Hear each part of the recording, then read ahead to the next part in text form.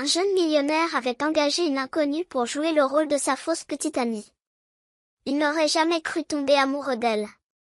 Les mains de Lena Rhys tremblaient tandis qu'elle vidait le contenu de son tablier dans son sac à main. Un billet de 10 dollars froissé, un stylo et un petit carnet où elle griffonnait des designs quand personne ne regardait. Peu importait, de toute façon. Elle venait de se faire renvoyer. Encore une fois.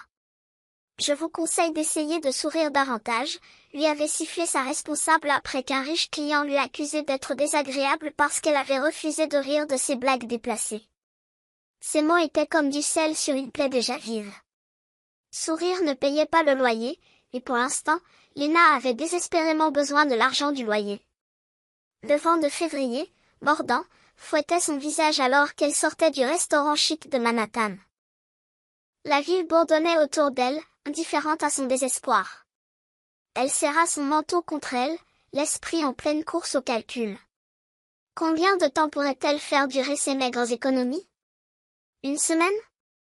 Peut-être 2, en sautant des repas. Journée difficile? La voix était douce, grave et étonnamment proche. Lena se retourna vivement, ses yeux se posant sur un homme accoudé nonchalamment à une élégante voiture noire garée à quelques mètres. Grand, avec des épaules larges et vêtu d'un costume bleu marine taillé à la perfection, il était du genre à faire tourner les têtes. Mais son expression n'était pas moqueuse. Elle était curieuse, peut-être même amusée. À moins que vous n'ayez une offre d'emploi, je ne suis pas d'humeur, lança-t-elle, ses instincts de survie new-yorkais reprenant le dessus. À sa surprise, l'homme ricana.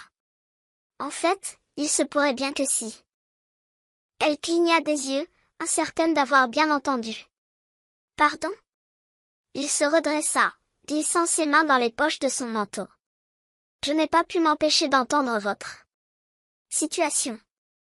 Et il se trouve que j'ai besoin de quelqu'un pour un poste. Un genre de poste très spécifique. Lena plissa les yeux. La dernière fois qu'un homme en costume coûteux lui avait offert quelque chose, c'était une escroquerie impliquant des opportunités d'investissement. Écoutez, je ne sais pas ce que vous pensez avoir entendu, mais... Détendez-vous. Ce n'est rien d'illégal, l'interrompit-il, son ton calme mais autoritaire. C'est non conventionnel, mais parfaitement légal. Laissez-moi vous offrir un café, et je vous expliquerai. Lena le fixa, pesant le pour et le contre. Normalement, elle aurait envoyé un étranger comme lui promener. Mais elle était désespérée, et il n'avait pas l'air d'un homme qui perdrait son temps avec des mensonges. Contre son meilleur jugement, elle hocha la tête. D'accord. Mais si c'est une arnaque pyramidale bizarre, je me tire. Ses lèvres se tordirent en un sourire narquois. Ça marche. Une proposition choquante. Le café était chaud, le riche arôme se mêlant au bruit des conversations. Lena était assise en face de lui, ses mains serrées autour d'une tasse fumante, tandis qu'il se penchait en arrière, l'étudiant.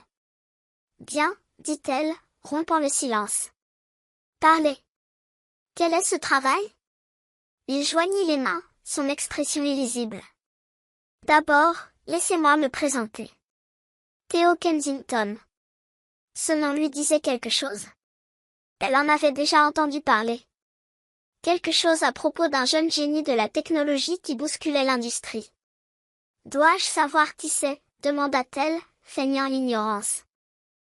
Son sourire s'accentua. Pas forcément. Mais vous devriez savoir que je suis le PDG de Kensington Innovation. L'estomac de Lena se noua. Il n'était pas juste riche. Il était obscénément riche. Le genre de richesse qui rendait les gens comme elle invisibles. Et vous voulez m'engager, moi? Pourquoi? Theo se pencha en avant, son regard perçant. Je suis sur le point de conclure une fusion qui vaut des milliards. Mais il y a un piège. Le conseil d'administration me considère comme un playboy irresponsable en qui on ne peut pas avoir confiance pour diriger. Ils veulent la preuve que j'ai mûri, que j'ai les pieds sur terre. Et où est-ce que j'interviens? J'ai besoin d'une petite amie, dit-il crûment. Pas une vraie. Juste quelqu'un qui peut jouer le rôle pendant un mois. Quelqu'un d'authentique. Quelqu'un qui n'a pas l'air d'avoir été sorti du circuit mondain. Lena le regarda bouche bée. Vous plaisantez. Pas du tout, répondit-il calmement. Vous êtes exactement ce à quoi il ne s'attendrait jamais. Vrai, Terra Alexandra est complètement crédible. Elle laissa échapper un rire incrédule. Vous ne me connaissez même pas, j'en sais assez, rétorqua-t-il. J'ai vu la façon dont vous avez tenu tête à cet homme au restaurant. Vous n'avez pas peur de dire ce que vous pensez. Et vous avez ce feu. C'est exactement ce dont j'ai besoin pour vendre ça. Lena secoua la tête, ses instincts lui criant de s'en aller. Laissez-moi bien comprendre. Vous voulez que moi, une complète inconnue, je fasse semblant d'être votre petite amie? Pourquoi est-ce que j'accepterais ça? Parce que je vous paierai $100 000, dit Théo nonchalamment, comme s'il parlait de la météo. Ces mots la frappèrent comme un train de marchandises. Elle faillit s'étouffer. 100. Quoi?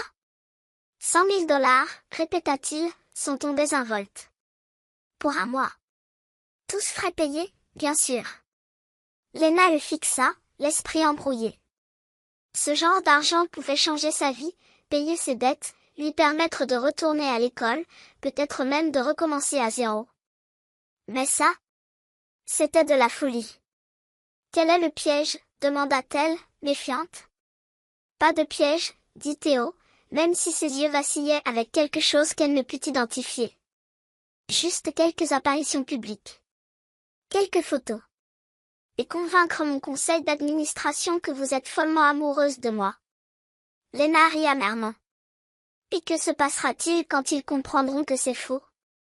Ils ne le sauront pas, dit-il avec assurance. Pas si nous jouons bien le rôle. Elle hésita, la tentation la tiraillant. Pourquoi moi? Vous pourriez engager une actrice ou un mannequin pour ça. Quelqu'un qui sait vraiment faire. Ce genre de choses. Exactement, dit Théo. Et c'est pour ça qu'elle ne serait jamais convaincante. Vous êtes différente. Vous êtes authentique. C'est ce qui fera marcher l'affaire. Lena l'observa, cherchant des failles dans son extérieur soigné. Il semblait si sûr de lui, si certain que ce plan fonctionnerait. Et peut-être que oui. Mais pouvait-elle vraiment y arriver? Qu'est-ce que j'y gagne, à part l'argent? Demanda-t-elle, croisant les bras. Théo haussa un sourcil. Ce n'est pas suffisant? Non, dit-elle fermement. Si je fais ça, j'ai besoin de plus. Un budget garde-robe, pour commencer. Vous ne pouvez pas vous attendre à ce que j'ai l'air de faire partie de votre monde sans ça. Ses lèvres se plissèrent d'amusement. Marché conclu. Et des limites, ajouta-t-elle rapidement. Des limites claires. Ça reste strictement professionnel. Bien sûr, accepta Théo, bien qu'il y ait une lueur indéchiffrable dans ses yeux. Lena expira, le cœur battant. Elle n'arrivait pas à croire qu'elle envisageait réellement cela. Mais ensuite, elle pensa à son minuscule appartement, à ses factures impayées et aux rêves qu'elle avait enterrés il y a longtemps. À moi, dit-elle finalement. Et si vous essayez quoi que ce soit de bizarre, je me retire. Théo tendit sa main sur la table, son regard soutenu. À moi. Alors que leurs mains se rejoignaient, Lena ne put se défaire du sentiment d'avoir passé un pacte avec le diable. Le monde de Théo le lendemain matin, Lena se tenait maladroitement au milieu d'une boutique opulente de la 5e avenue, ses yeux passant des portants de robes de créateur au lustre de cristal scintillant au-dessus d'elle. Une vendeuse en talons noirs et tailleurs parfaitement repassés rôdait, prête à l'assommer de compliments et de suggestions. Lena ne s'était jamais sentie aussi déplacée de sa vie. Théo, en revanche, était parfaitement à l'aise alors qu'il se promenait dans le magasin, inspectant les robes avec un œil exercé. Il avait salué le personnel comme de vieux amis dès leur entrée. Et maintenant, il feuilletait les étiquettes de prix aussi nonchalamment que s'il faisait ses courses. C'est ridicule, marmonna Lena, serrant son manteau. Elle se sentait comme une imposture, un chat errant entré accidentellement dans un palais. Je n'ai besoin de rien de tout ça. Théo jeta un coup d'œil par-dessus son épaule, haussant un sourcil. Vous êtes censé agir comme si vous étiez à votre place ici, Vous vous souvenez? Ça signifie avoir l'air d'en faire partie. Je suis à peu près certaine de pouvoir convaincre les gens que je suis votre petite amie sans porter une robe qui coûte plus cher que mon loyer, rétorqua-t-elle. Théo sourit, clairement imperturbable. Vous seriez surprise de l'importance des apparences dans mon monde. Il brandit une robe noire élégante, le tissu chatoyant légèrement sous l'éclairage d'eau de la boutique. Essayez celle-ci. Non, Théo. Son ton était patient mais ferme, comme on parlerait à un enfant têtu. Ce n'est pas négociable.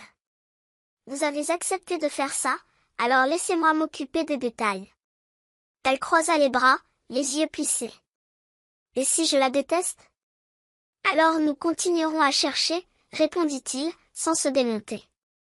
Mais vous ne la détesterez pas, avant qu'elle ne puisse argumenter davantage, la vendeuse intervint avec un sourire chaleureux. Dois-je vous la porter en cabine, mademoiselle? Lena hésita. Puis soupira, vaincue. D'accord, mais si je ressors en ressemblant à une petite boule de cupcake scintillante, c'est terminé. Théo rit doucement, s'appuyant contre un présentoir pendant qu'elle suivait la vendeuse jusqu'aux cabines d'essayage.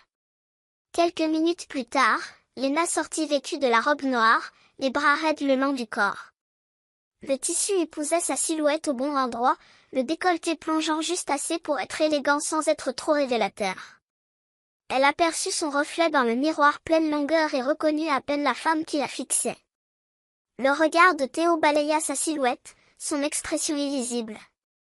Pendant un moment, il ne dit rien, et ce silence la fit gigoter. Alors, demanda-t-elle, sa voix plus sèche qu'elle ne l'aurait voulu. C'est parfait, dit-il simplement, son ton plus doux que d'habitude. Lena cligna des yeux, prise de court. Elle ouvrit la bouche pour protester, mais les mots moururent sur sa langue. Au lieu de cela, elle se tourna vers le miroir, étudiant son reflet. Peut-être que ce n'était pas si mal. Le baiser inattendu ce soir-là, Lena se tenait à l'entrée du gala de charité, l'estomac noué par la nervosité. La grande salle de bal était une mer de robes scintillantes, de smokings bien coupés et de coupes de champagne. Un orchestre jouait doucement en arrière-plan, le son des violons se mêlant au faible bourdonnement des conversations. Théo se tenait à côté d'elle, rayonnant de confiance dans un costume bleu nuit fait sur mesure.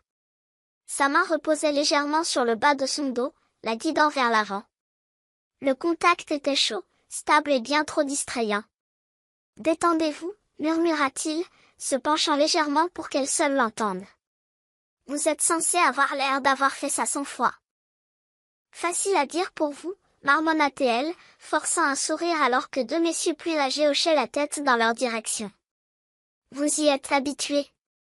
Je m'efforce juste de ne pas me prendre les pieds dans le tapis. Théo rit doucement, le son grave et riche. Vous vous en sortez très bien. Restez près de moi. Ils se frayèrent un chemin à travers la foule, Théo se glissant sans effort dans des conversations avec des magnats des affaires, des mondains et même un sénateur.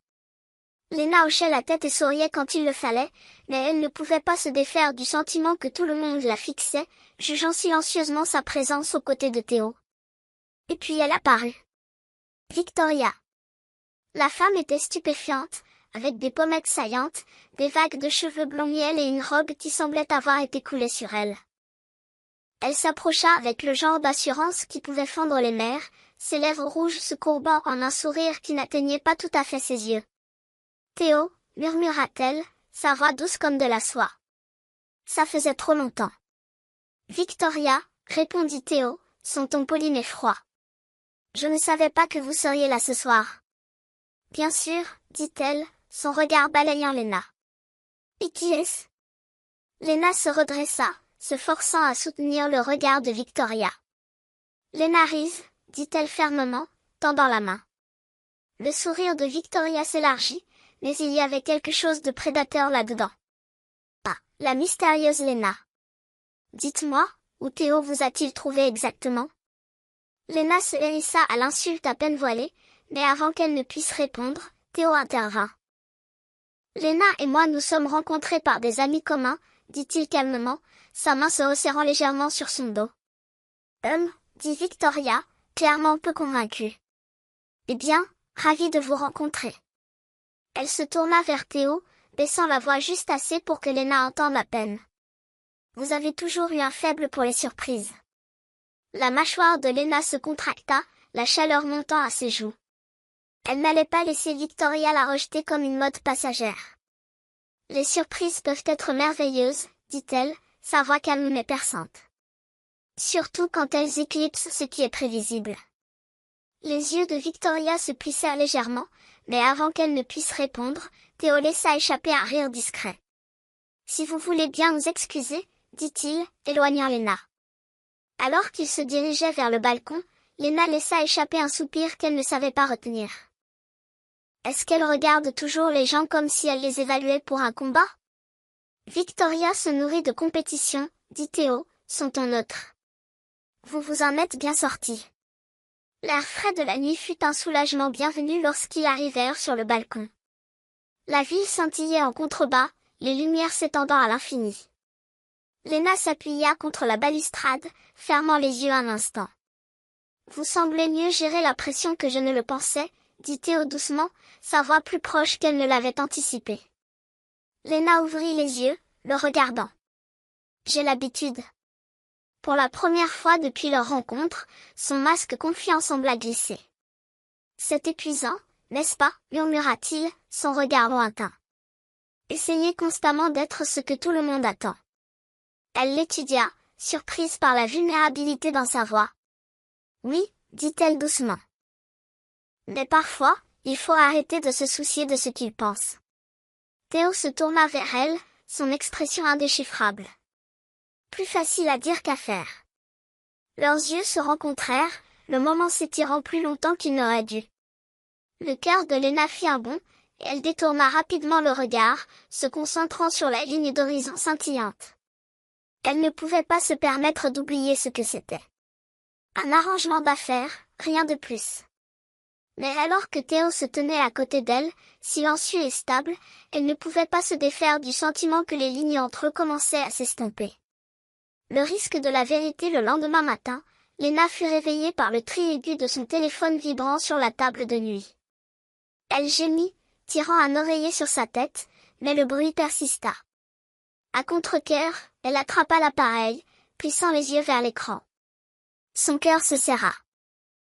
Les mots « Théo Kensington et la femme mystérieuse enflamment les rumeurs de romance au gala » s'affichaient sur une alerte de potin de célébrité, accompagnée d'une photo d'elle et Théo sur le balcon du gala. Sur le cliché, Théo se penchait près d'elle, sa main sur le bas de son dos, tandis qu'elle levait les yeux vers lui avec un regard qui pouvait malheureusement être interprété comme mépris. Super, marmonna Lena, jetant le téléphone sur la table de nuit. Elle se redressa. Ça, ce n'était pas dans le contrat. Un coup à la porte interrompit sa rumination. C'est ouvert, cria-t-elle, passant une main dans ses cheveux ébouriffés. Théo entra sans hésiter, son costume déjà impeccable malgré l'heure matinale. Il tenait une tablette dans une main, l'autre glissée nonchalamment dans sa poche. « Vous avez vu ?» demanda-t-il, son ton calme mais sec. « Si par ça, vous entendez le cirque sur mon téléphone, alors oui, répondit-elle, croisant les bras. Vous voulez bien m'expliquer comment c'est arrivé? La mâchoire de Théo se serra, mais il garda son calme. Les paparazzis étaient à l'extérieur du gala. C'était inévitable.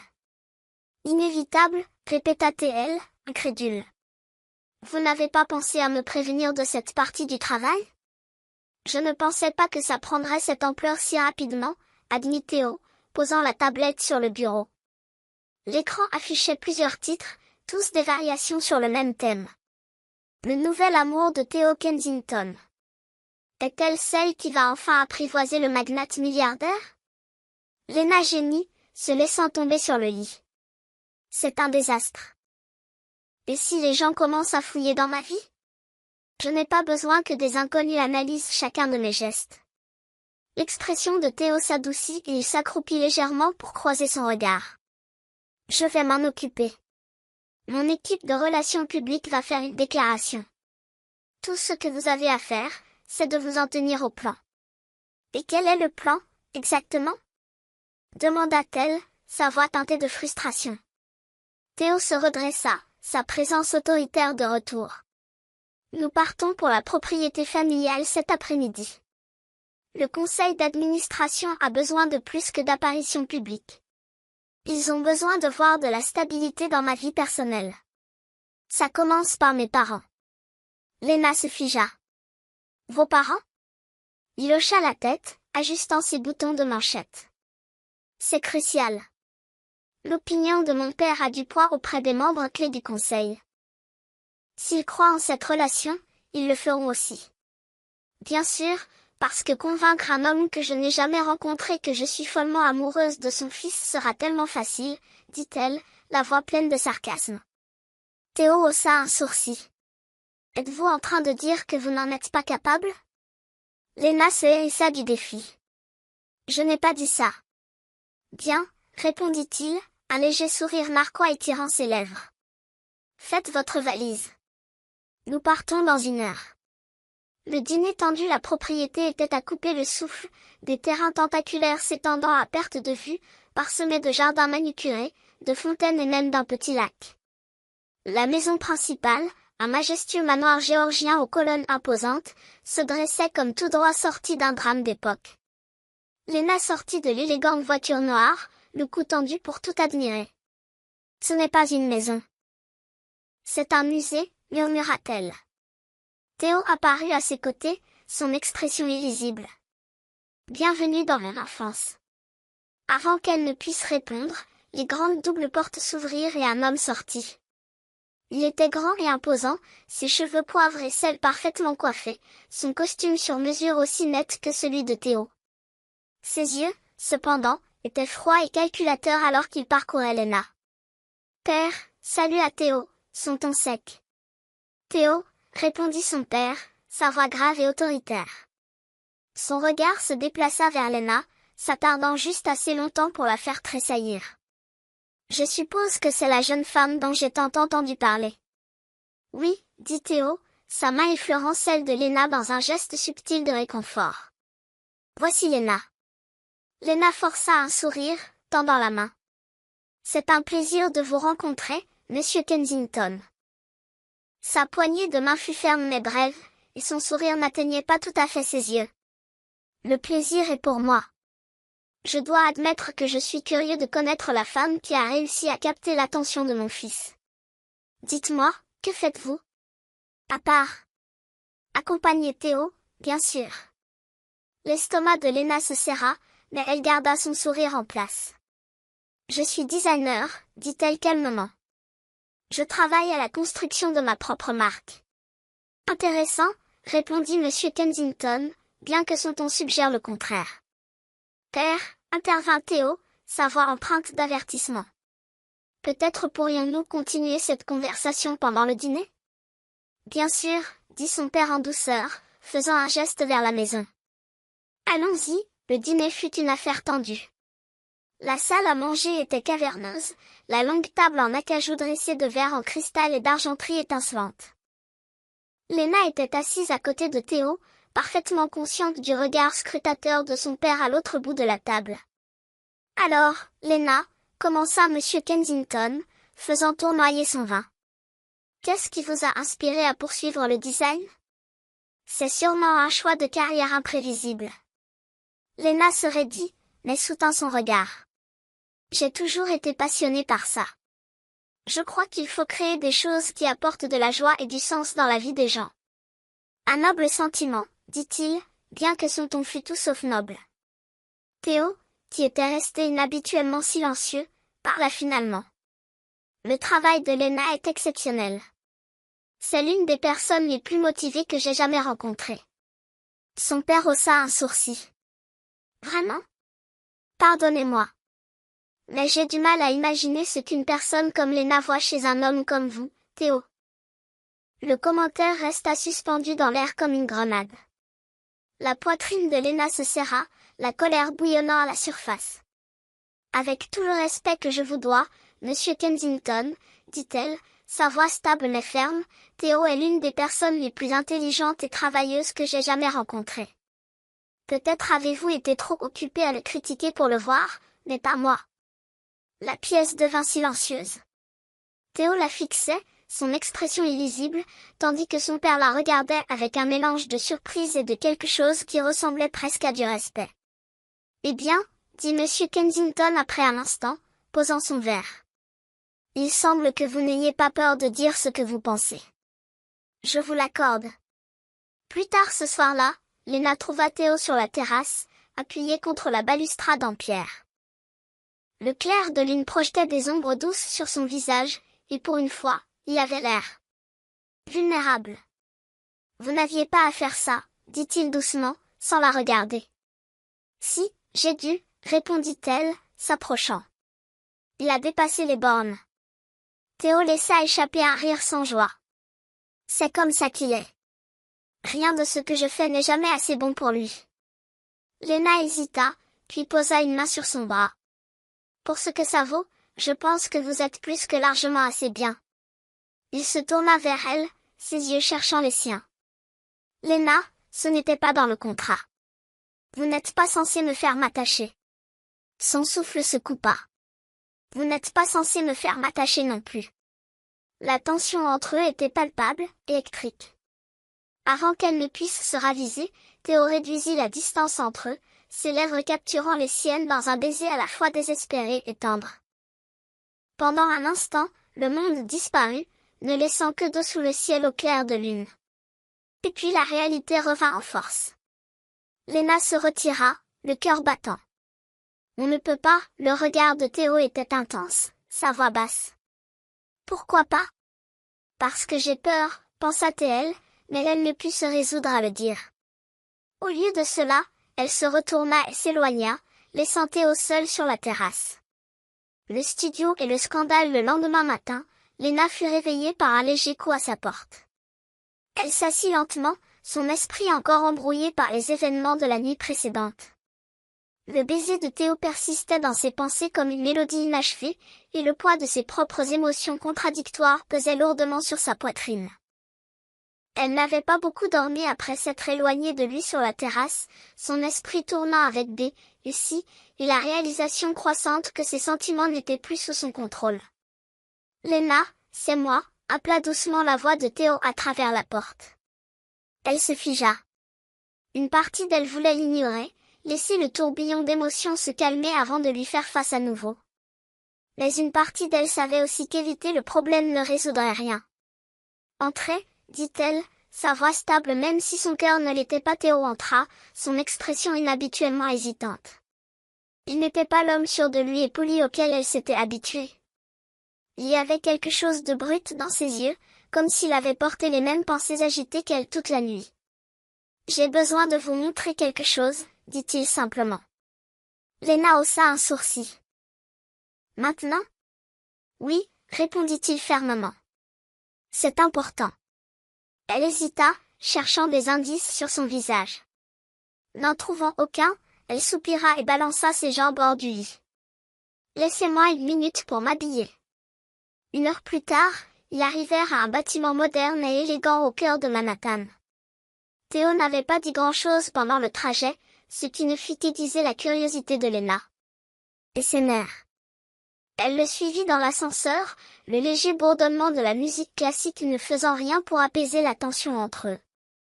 Lorsque les portes de l'ascenseur s'ouvrirent, Lena sortit dans un espace qui lui coupa le souffle.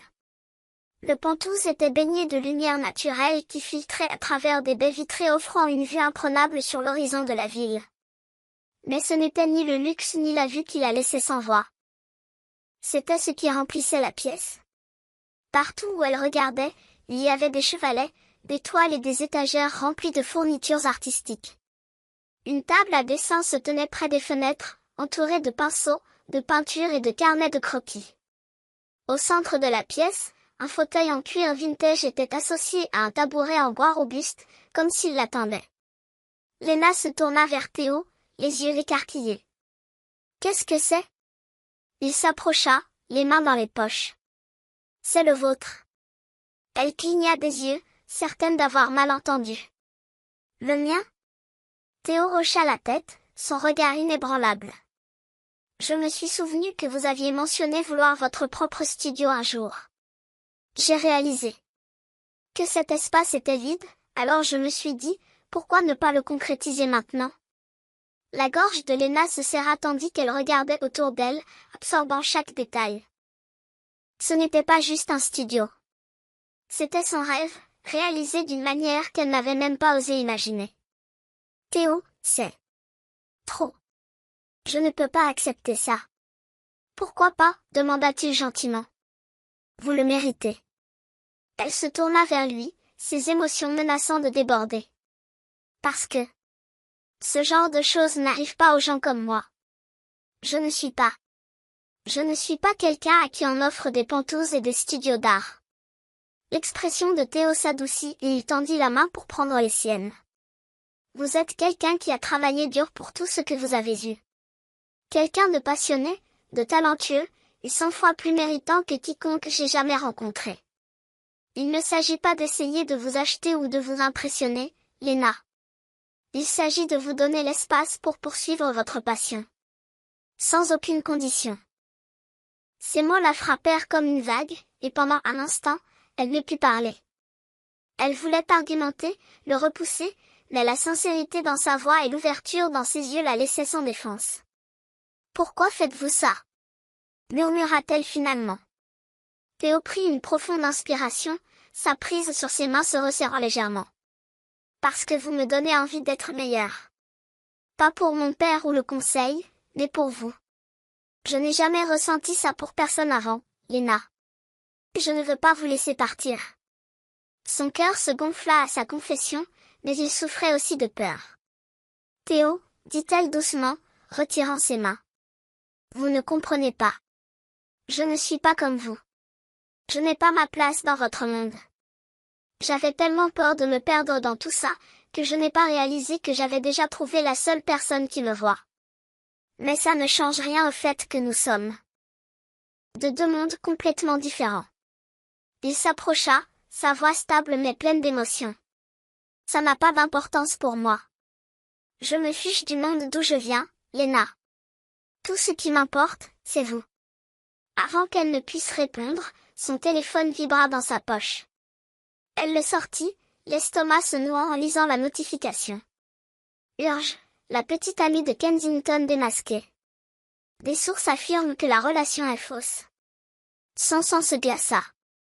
Théo, dit-elle en brandissant le téléphone. Regardez. Il prit le téléphone, sa mâchoire se contractant en lisant le titre. Victoria, murmura-t-il, sa voix empreinte de colère. Elle est derrière ça. Le cœur de Lena battait la chamade. Qu'est-ce qu'on fait? Si le conseil le découvre. Laissez-moi gérer, interrompit Théo, sa voix ferme. Je vais arranger ça. Comment? Exigea-t-elle, sa voix montant. Vous ne pouvez pas juste faire disparaître ça, Théo. Et même si vous le pouviez, ça ne change rien au fait que ça, nous, n'était pas censé être réel. L'expression de Théo s'assombrit, et pendant un instant, elle pensa qu'il pourrait argumenter. Au lieu de cela, il hocha simplement la tête. Donnez-moi du temps, dit-il, avant de se retourner et de quitter le Penthouse. Le choix le lendemain, l'anxiété de Lena était à son comble. L'histoire s'était déjà répandue comme une traînée de poudre, chaque média disséquant leur supposé arrangement.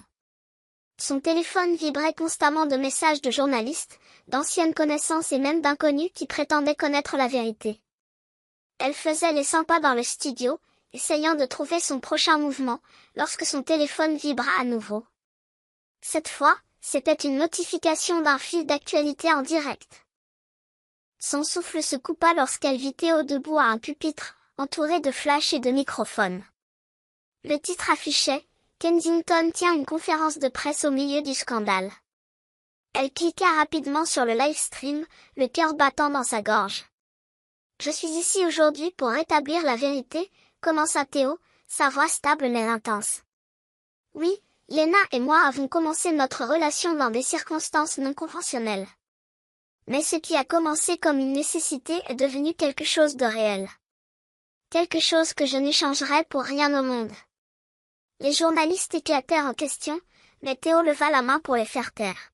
« J'ai passé ma vie à essayer de répondre aux attentes, celles de mon père, du conseil, de la société.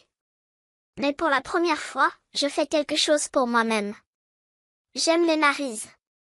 Et si l'aimer nous coûte ma réputation ou ma position, qu'il en soit ainsi. La main de Lena vola à sa bouche, des larmes coulant sur son visage.